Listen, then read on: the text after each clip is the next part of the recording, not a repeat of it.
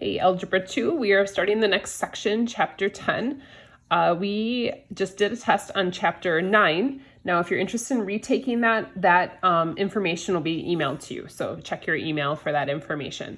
Now, if the last test did not go well for you, you have to do something different about what you're currently doing. So if you're depending too much on online help, make sure you guys are asking me instead. I'd be glad to go through sample homework questions with you, even do a few homework questions if you're stuck on something.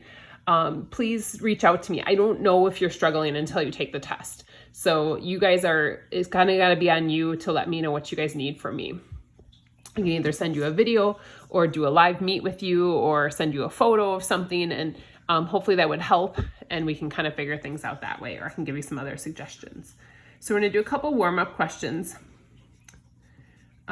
They're just kind of reminding us of factoring, which we've been doing a lot of, but now it's asking us to solve as well. So I'm going to do these two warm-up questions. Now, if you want to print these notes, you guys can. I did post them. Now, I don't have them printed out because I don't have a printer here, and I didn't print things at school before I left. So if you want the printed notes, you can go find those. Otherwise, you can always just write in loose leaf. If you're not taking notes, that'd be the first place I'd suggest you guys change what you're currently doing. So if we're asking us to solve problems like these, first of all, they equal 0. That kind of gives me a clue that maybe I should try factoring. So if I look at this one, I can see that the first one here, I can factor out a 5x out of each term. And I'll divide that out of each of these. And so here I'm left with a 3x, here I'm left with a 1. And then I can set each of those equal to 0.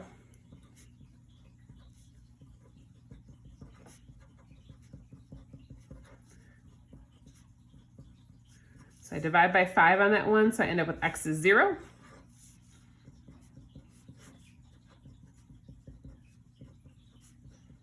And x is also 1/3, or negative 1/3. So our two answers there.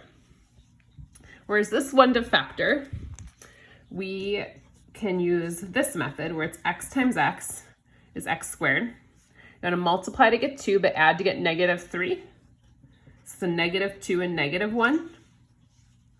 So then again, each of these could be set equal to 0.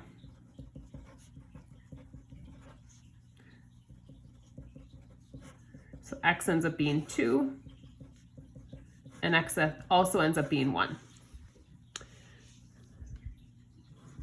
So what we're going to be doing today is solving exponential equations. And these are not exponential equations, these are quadratic. They have a second power. Exponential means now the variable is in the exponent.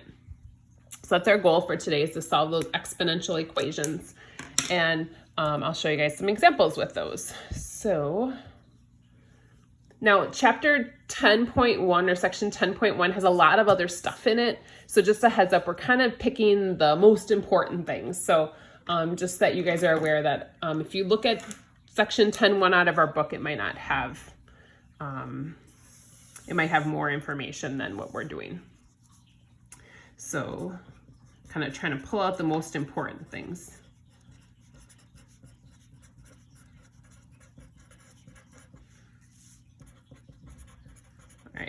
You don't need to know the name of this, but what we're using is called the exponential property of equality. So these should be b's, not 6's, but I guess they could be 6's as well. So I have, if b to the x power equals b to the y power, or even if we use 6, if 6 to the x equals 6 to the y, hopefully you realize then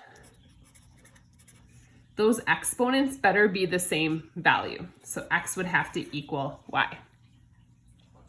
That seems pretty straightforward, and that's going to work really well for just a couple problems, and then we have to learn other ways to solve tougher problems than that. So we will use this property throughout today. So example 1, I'm going to have like 2 parts to this. We're going to solve.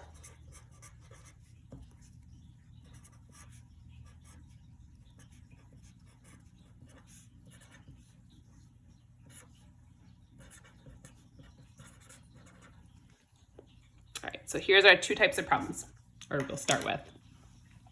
So we're going to solve this. 7 to the x power equals 7 to the 10th power. Well, that means in order for this to work using this property, x better be 10, because there's no other exponent that would work that would make 7 to some power equal 7 to the 10th power.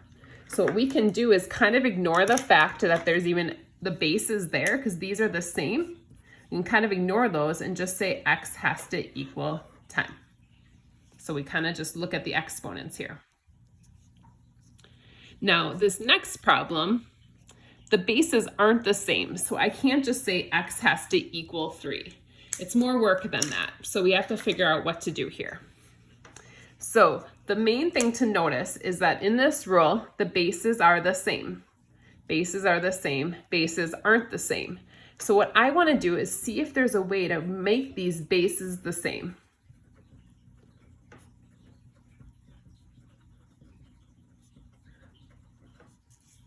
In order to use this rule. So I have 2 and I have 8.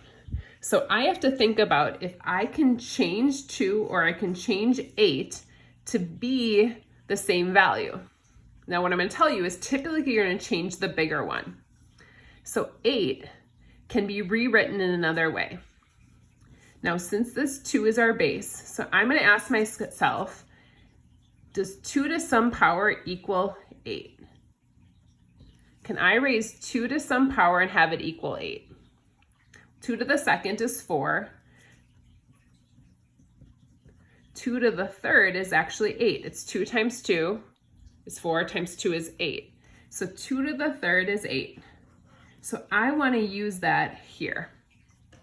So rather than writing 8, I'm going to write 2 to the third power. So this one will stay. But again, instead of 8, I'm going to write 2 to the third power. Now it's a little bit confusing because there's already this third power here. So I'm going to put that out here. So 8 is the same thing as 2 to the third. Sorry, my dog is barking.